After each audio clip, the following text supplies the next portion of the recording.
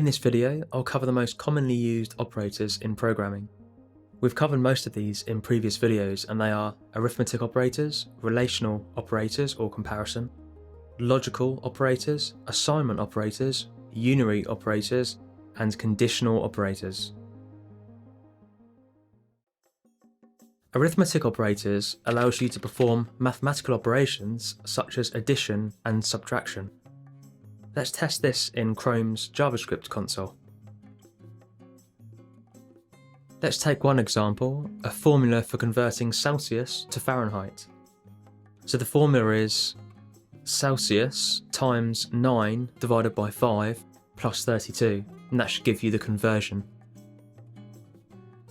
In this formula we have three different operators.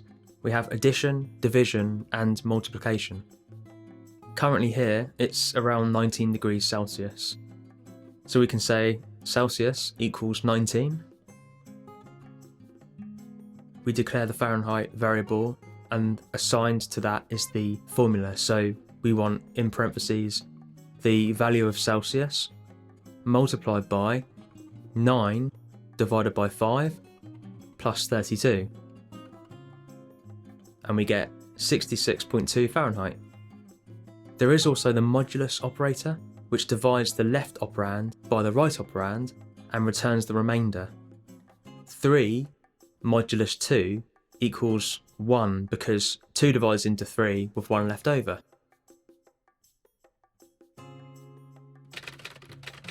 We've covered relational or comparison operators a few times already, which are the equality, greater than, and lesser than operators, as well as combinations. Another commonly used relational operator is the not equal to operator, which is denoted by an exclamation mark followed by an equal symbol. Is 3 equal to 2? That's false. But we can say, is 3 not equal to 2? That's true. Something I haven't mentioned yet, but is very important to grasp, is being able to not only compare the value, but also compare the data type. The double equal symbol only compares the value, but to compare the value and the data type, you need to use the triple equal symbol. This allows for a stricter comparison. Here's an example. Is integer 2 equal to string 2? The double equals operator returns true because the values are the same. Now, does integer 2 equal string 2? Now we get false.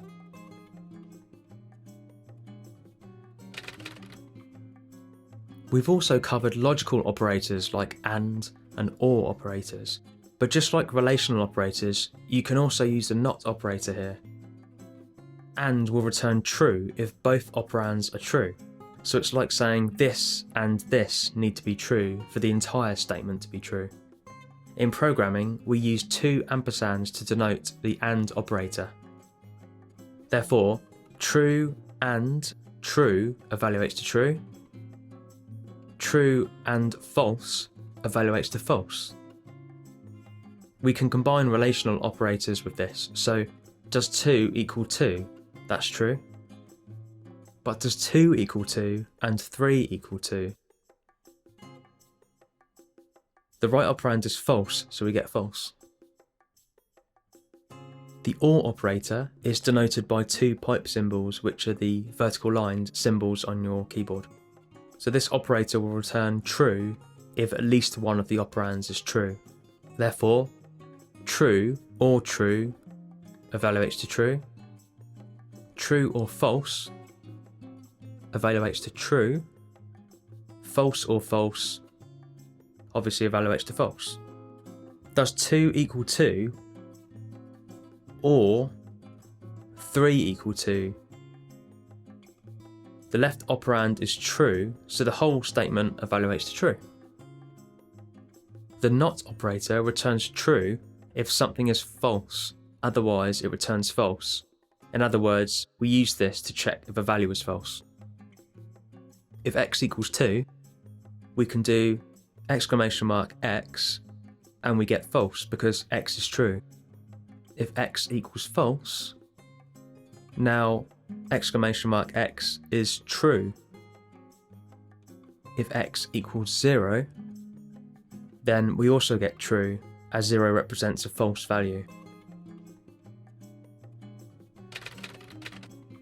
We've covered quite a bit of basic assignment so far in this series. Whenever we assign a value to a variable, we use the basic assignment operator, denoted by a single equal symbol.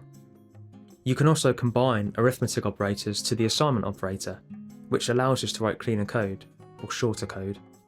For example, you could write that x equals 2, y equals 3, then declare x to equal the computed value of x plus y. So x equals x plus y. But there's a shorter way to write this using an addition assignment operator. X plus equals y. What this does is adds the right operand, which is y, to the left operand, which is x, then assigns the result to the left operand, which is x. So now x equals 5. We can do this with any of the arithmetic operators. So if we say x equals 2, y equals 3, if we do x equals x multiplied by y, we get the answer.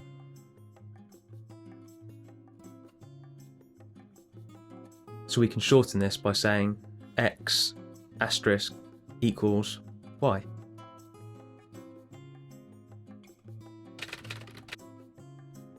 Unary operators are operators that only require one operand. An example of unary operators that are commonly used are both increment and decrement operators. If you want to keep a count on something, such as each time a user hits the like button, then you would add 1 to the current count. Let's say we have a variable called x that is set to 0. If we want to increment this value by 1, then you could do x equals x plus 1. So that's x equals the value of x, which is 0, plus 1, so x now equals 1. Instead of this, you can use a double plus symbol, which is a lot cleaner. So we can say x plus plus. We can check the variable and see that it's been incremented by 1. In order to decrement this value by 1, you can instead use a double subtraction symbol. So x and then minus minus. If the value is to the left of the operator, then you can use its original value before it gets incremented. To demonstrate this post-increment behaviour, we can set x to 0, and then we can say y equals x plus plus. So the value of y now equals the value of x before it had been incremented. Therefore y equals 0, but x now equals 1. If you wanted to apply the incrementation before using the value, then you would place the value to the right side of the operator. So again, we reset the x value to 0, then we can say y equals plus plus x. Now y equals 1 and x equals 1.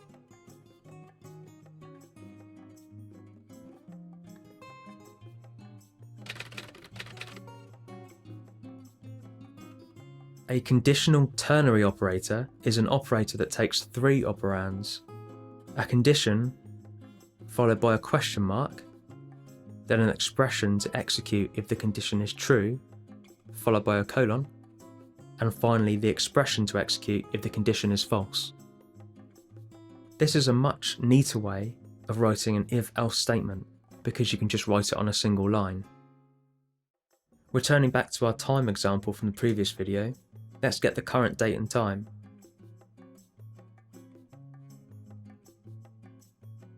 From this object we can get the current hour. Hour equals today dot get hours, close parentheses. Instead of using an if-else block, like last time, we can use the ternary operator like this.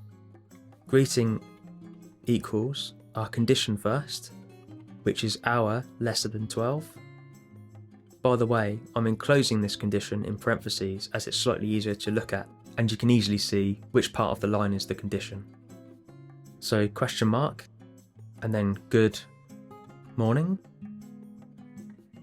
colon, good afternoon. so the greeting for me is good afternoon. This is a great way to write fewer lines of code. Here's the equivalent using if-else blocks. If the hour is less than 12, open curly brace, new line, greeting equals good morning, then shift and enter to go down onto the next line in the console, close curly brace, else, open curly brace, shift and enter, tab, greeting equals good afternoon, shift and enter, close curly brace.